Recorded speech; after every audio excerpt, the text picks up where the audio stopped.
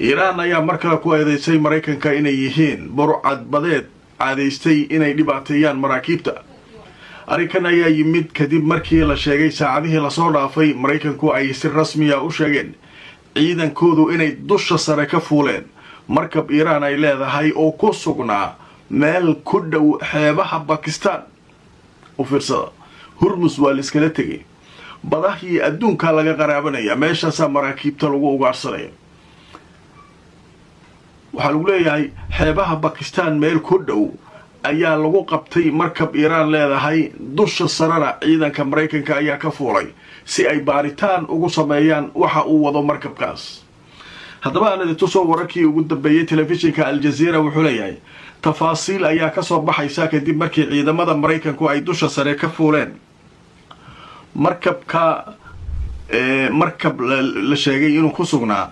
meel ku dhow xeebaha bakistaan haddaba wararkii ugu dambeeyey arrinkaasu waxay sheegayaan oo ay heshay shabakadda aljaziira in markaa markab waday konteenaro oo la yidhaahdo blue star 3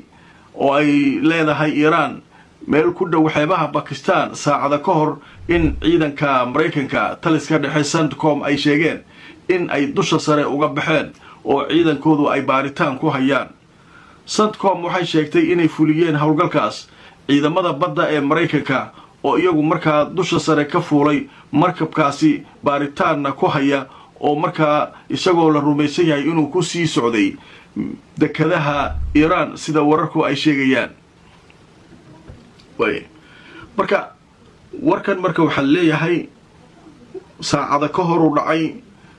meel ku dhow xeebaha bakistaan ayaana markabkaa lagu qabtay iiraan leedahay taliska dhexe ee ciidamada maraykankuna waxay sheegeen inay markabkaas askartooda ciidanka badda ay dusha ka fuuleen